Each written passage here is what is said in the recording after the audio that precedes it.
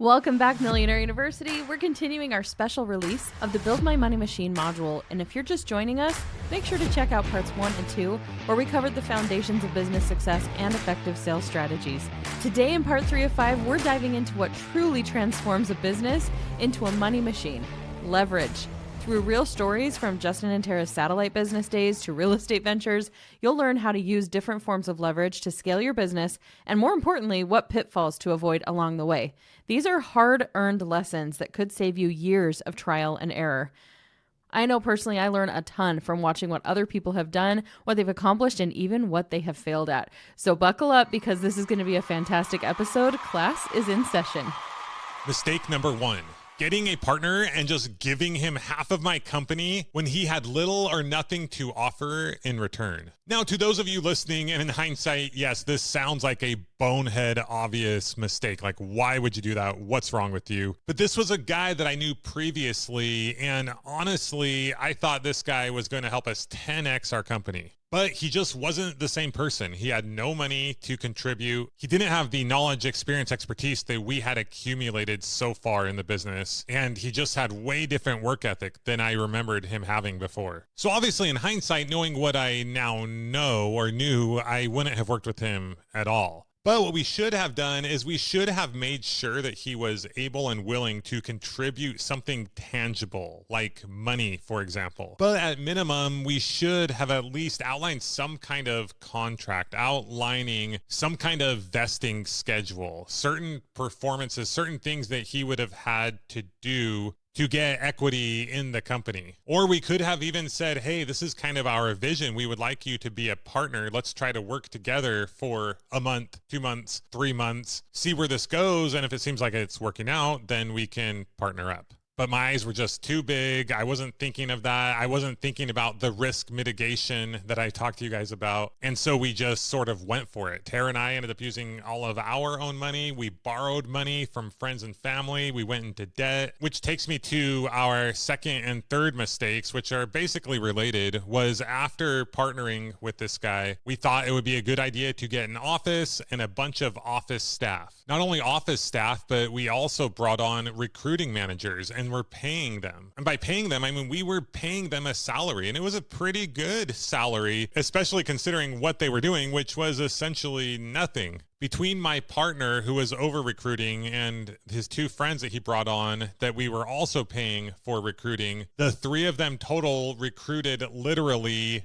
0 people. Long story short, it didn't take long before we were spending significantly more money than we were bringing in. And it was very clear that there was not going to be a return on that money because we hadn't recruited any salespeople for our hypothetical summer sales program for that next summer. Another pretty big mistake I made was I had recently read the book E-Myth. And while I think the E-Myth is a great book and you can take lots of lessons from it, I took things to the extreme and I got hyper focused on creating this operations manual that outlined everything that everyone was going to do to the T. And I took my eye off of the sales machine. I was expecting that my partner would handle that while I took care of operations. And while in theory that makes sense, it wasn't happening. This was my company. I started it. My wife and my future kids were depending on me. And it took me a good 10 to 15 years and a lot of personal development to be able to look back and actually say that was 100% on me.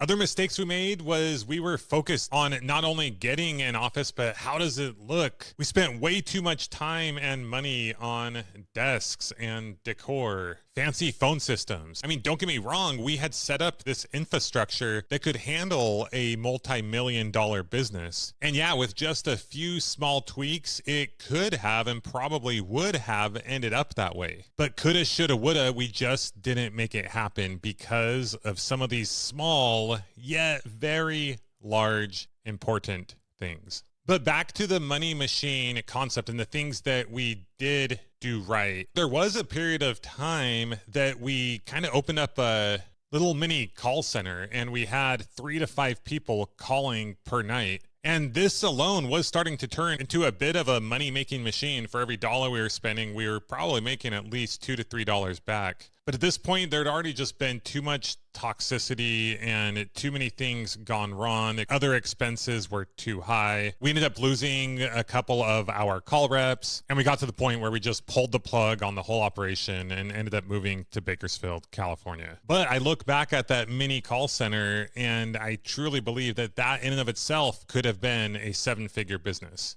Then while in Bakersfield, California, we were constantly trying different things. I mean, the main thing was me out selling and getting my brother to sell so we could pay off all the debt we had. But there was this time where we tried this, they called it remnant ad space in a mailing campaign. And the remnant space meant that it was a lot cheaper than the normal advertising because it was leftover space. And that worked extremely well. And once again, could have been its own probably 7-figure business if we really focused in on it. But we were pretty burnt out on Satellite Dish. We could see that it was on its way out. We had another guy that we hired in Bakersfield that was doing sales and installs and was doing a bunch of fraud, which caused a bunch of chargebacks.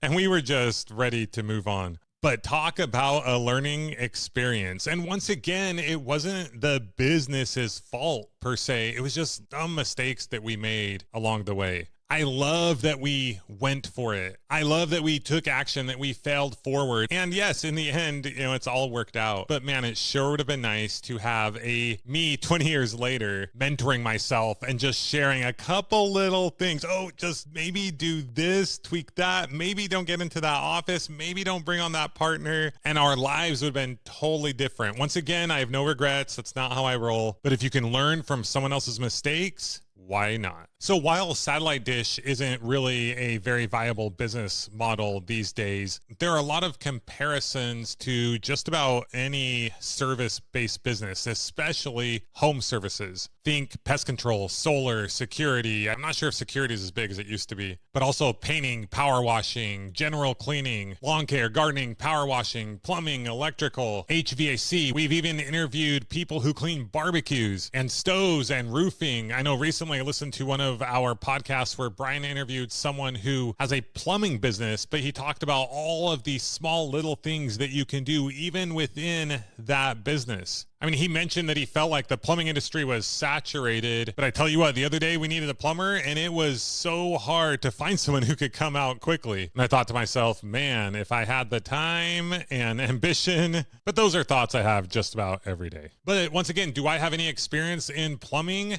No. But for any of these service businesses, while if you have the experience in, maybe you do it at the beginning just to kind of test it out, get things going. But we've flipped hundreds of houses and never repaired any of them. Okay, maybe done some minor repairs on some of them, which was a huge mistake. But if you understand basic business principles, i.e. coming up with your idea, coming up with a marketing and sales strategy, taking action, which will lead to you creating systems and processes for your business, and then continuing to insert certain points of leverage over time as it makes sense while mitigating your risk and not making some of the very dumb, obvious mistakes that we have made, you'll eventually find an insane amount of success. In fact, speaking of home service businesses, recently my cousin started a pest control business. He's sold pest control for many years. He helped the company that he was currently working for grow to $1 billion company. And he recently started his own company, which my son is going to go work for. He started out by focusing on a specific niche, not only termites, but a very specific kind of termites. And he found a specific way to market with a company that allows him to get leads for relatively cheap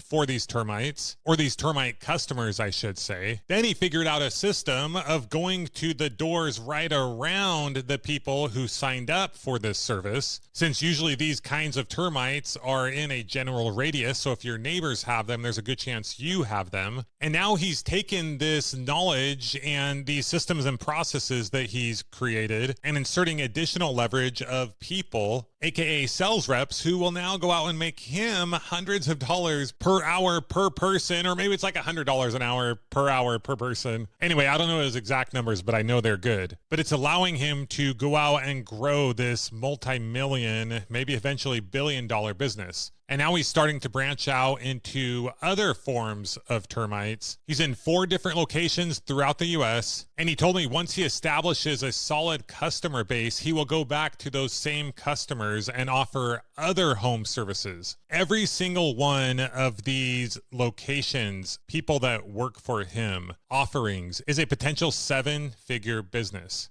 For my son, getting his first sell will be harder than it is now for my cousin to start up a team of guys in an entirely new location. But talk about a money machine. And this isn't rocket science. This is something that anyone can do. He didn't go out and think of this big, crazy new idea that no one's ever done.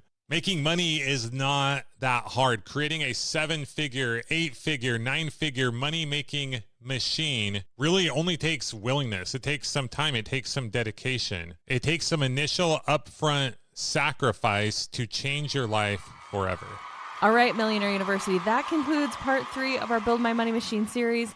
In part 4, we're going to dive into how Justin and Tara applied these principles in the digital age, sharing their journey from real estate to online education and all of the lessons that they learned along the way. Don't miss parts 4 and 5 as we complete this blueprint for making your own money machine in 2025. If these strategies are resonating with you, make sure to share this episode with other entrepreneurs in your network. Until next time, keep building, and this class is officially dismissed.